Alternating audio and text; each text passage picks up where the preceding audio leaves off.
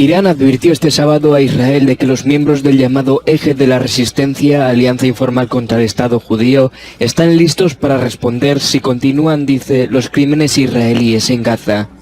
El ministro de Exteriores de Irán se reunió con el jefe del buró político del movimiento islamista palestino Hamas en Qatar, mientras que el líder supremo de Irán, Ali Khamenei, aseguró que los palestinos se impondrán en la guerra contra Israel. El denominado Eje de la Resistencia es una alianza informal capitaneada por Irán y compuesta por Siria y milicias como Hezbollah o las facciones palestinas. Por otro lado, el secretario de Estado estadounidense Antony Blinken se reunió en Abu Dhabi con el presidente de Emiratos Árabes Unidos Mohammed bin Zayed en su gira por Oriente Medio para manifestar su apoyo inquebrantable a Israel. Mientras que el presidente estadounidense Joe Biden habló por teléfono con el primer ministro israelí Benjamin Netanyahu y el líder palestino Mahmoud Abbas. Las tropas israelíes siguen concentrándose cerca de Gaza a la espera de la anunciada ofensiva terrestre contra los militantes de Hamas. Las fuerzas israelíes, apoyadas por buques de la Armada estadounidense en la región, parecen ya preparadas para su campaña de desmantelamiento del grupo yihadista. Hasta el momento, los intensos ataques aéreos han destruido zonas enteras de la Franja de Gaza, pero no han logrado detener el lanzamiento de cohetes por parte de Hamas contra Israel. La promesa del primer ministro de este país, Benjamin Netanyahu, que se reunió con las familias de las personas secuestradas por Hamas, es clara: destruir al grupo terrorista, autor de la muerte de 1.400 personas y del secuestro de otras 150. Estados Unidos, mientras tanto, mueve sus fichas diplomáticas. Su secretario de Estado, Antony Blinken, presente estos días en la región, trata de reducir en lo posible el impacto del ataque terrestre israelí contra Gaza, para lo que regresará a Jerusalén, donde mantendrá nuevas conversaciones con Netanyahu. Washington, como tantos otros, teme una escalada de muertes palestinas que, además, provoque la intervención de Irán. En Gaza, mientras tanto, la situación empeora. Algunas fuentes hablan del restablecimiento del suministro de agua, pero sin electricidad para bombearla, de poco sirve. Alrededor de 600.000 personas han evacuado ya la ciudad de Gaza, tras las advertencias israelíes de trasladarse al sur antes de que arranque la verdadera ofensiva. Tras casi 5.000 fallecidos entre ambos bandos, y por increíble que parezca, lo peor seguramente está por llegar. Las tensiones están aumentando en la frontera entre Israel y el Líbano, donde se han producido enfrentamientos. El grupo libanés Hezbollah admite haber atacado vehículos armados israelíes y Hamas afirma haber disparado unos 20 cohetes desde el Líbano hacia el norte de Israel. Las fuerzas israelíes hablan solo de 9 cohetes disparados contra Israel y han publicado imágenes de un objetivo libanés alcanzado por ser un punto de lanzamiento de proyectiles balísticos de Hezbollah. Al menos un israelí y 3 militantes de Hamas murieron.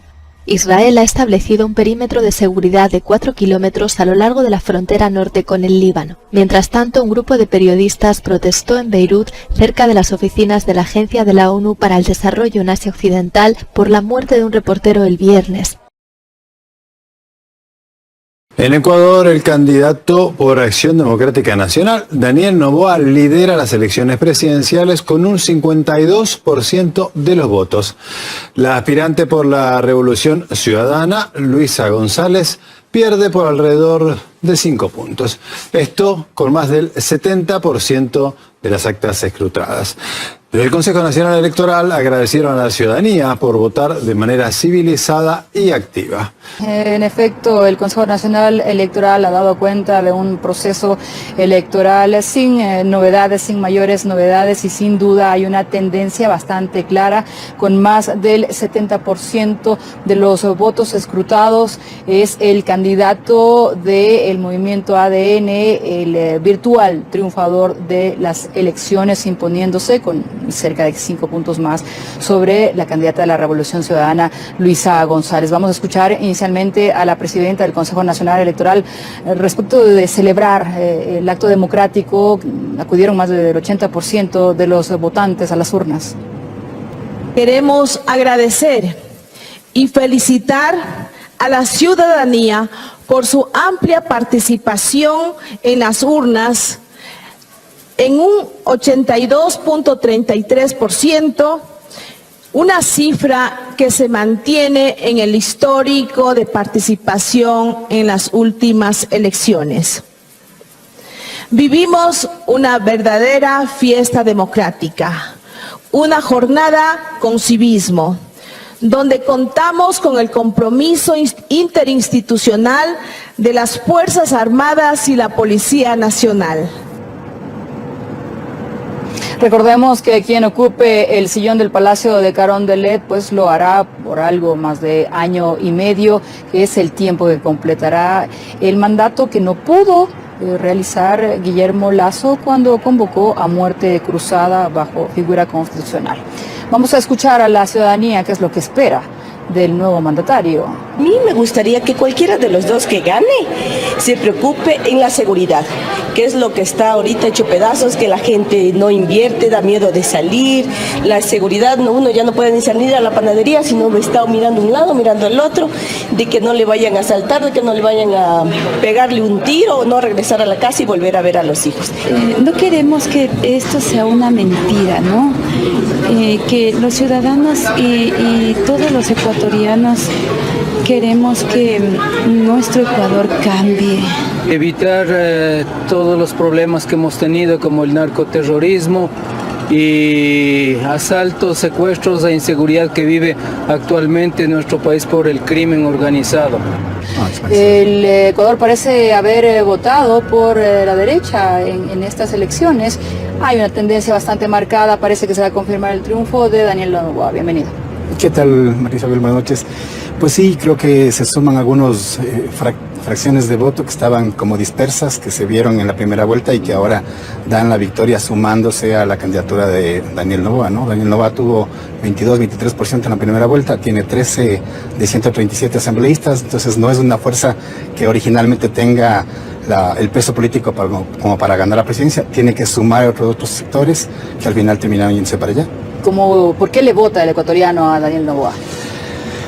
Creo que hay varios factores. El primero, creo que es clave el clivaje clientelismo-no clientelismo. Creo que había una penetración territorial muy fuerte de la Fundación Cruzada Nueva Humanidad, que es la fundación de Álvaro Noboa, su padre, que tuvo 5 veces ya candidato, que tuvo un andamiaje territorial muy fuerte para hacer política. Creo que el otro es el clivaje correísmo-anticorreísmo. Sí, creo que hay muchos sectores se suman a Noboa pensando cortar las vías al correísmo. Y la otra creo que es un clivaje de jóvenes y no jóvenes. Creo que hay un voto joven que termina viendo a Daniel Noboa como la novedad, como el outsider. Más, como el outsider, pero también como el antisistema, como el que no está metido dentro de la política ¿No clásica. Contaminado? Más o menos, pero se le ve así, ¿no? Todos sabemos que, digamos, viene de una familia política y de unos grupos políticos muy poderosos, pero al menos en la imagen el voto joven tiende a irse más para allá, digamos. Claro, está allí el movimiento del padre de Álvaro Noboa, que terció en las elecciones varias veces, que es un bananero, un exportador, el hijo es lo propio y es empresario, pero también le acompaña este movimiento del expresidente Lenín Moreno.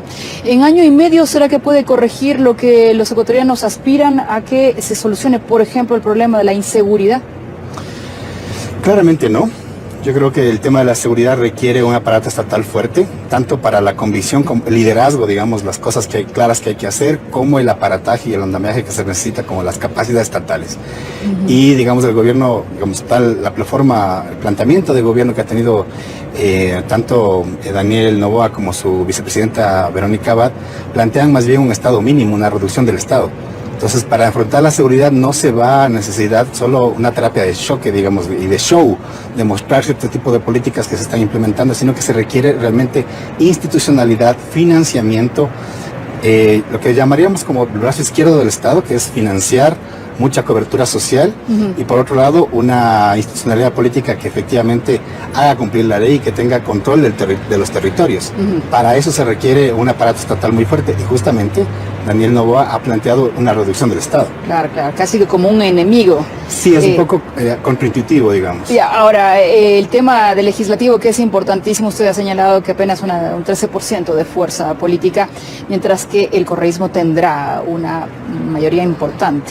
¿Cómo se ve en esa disputa de fuerzas? Yo creo que se requiere, digamos, si seguimos la lógica tradicional de la disputa intestina dentro de la Asamblea, va a haber fragmentación, ¿no? Y lo que hemos tenido hecho tanto el gobierno de Lenín Moreno como el gobierno de Guillermo Lasso ha sido compra de votos a cambio de reparto de hospitales, etcétera. Eso es una cosa que fagocita a toda la democracia, a todo el Parlamento.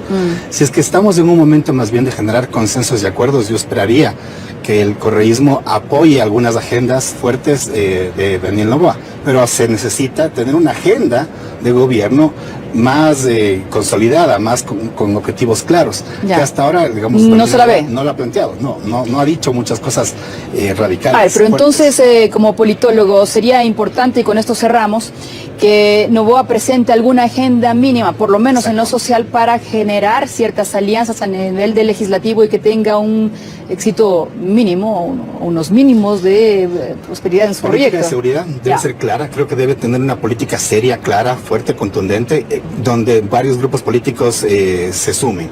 Política, el tema del migratorio, que es un tema clave, ahorita más de 100.000 personas están migrando y ahí se requiere una contención social.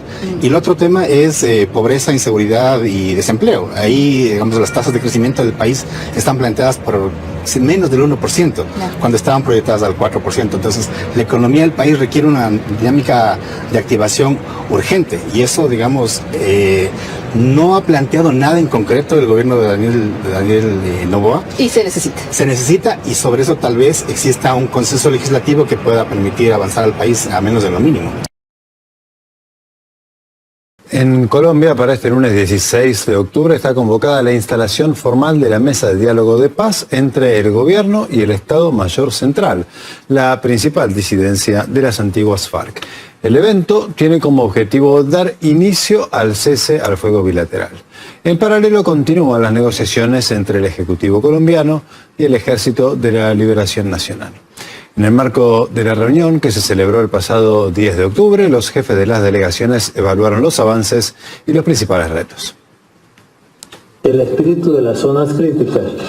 Las zonas humanitarias o de alivio humanitario fueron planteadas en el primer ciclo. Sin embargo, no habíamos desarrollado con mucha claridad todo el tema humanitario, y nosotros empezamos a desarrollar algunos elementos conceptuales de la cuestión humanitaria, porque no nos interesa tanto de humanizar la guerra como de darle fin al conflicto. Todo lo que se acuerda en esta mesa, cada vez que hay un acuerdo, se informa a los frentes, se pide opinión, se explica y se compromete al cumplimiento de esos acuerdos. Es la manera como todas las estructuras del ELN se informan, participan, dicen sus puntos de vista o contrarios, y logramos que haya un cumplimiento de lo que se acuerda. Eso es muy importante. Asimismo, el pasado jueves, el ministro de Defensa de Colombia, Iván Velázquez, pidió disculpas a los familiares de las víctimas de los llamados falsos positivos. Se trata de los civiles asesinados por miembros del Ejército Nacional de Colombia entre 2002 y 2008 en los departamentos de Mela y Guaviare. En el marco de la ceremonia, el titular aceptó la responsabilidad del Estado y caracterizó dichos delitos de vergonzosos. Los parientes de las víctimas también tuvieron la oportunidad de pronunciarse en la ceremonia. Buenos días. No debían de estar ustedes poniendo la cara, porque los que tenían que poner la cara eran los pícaros esos. Es lo bonito.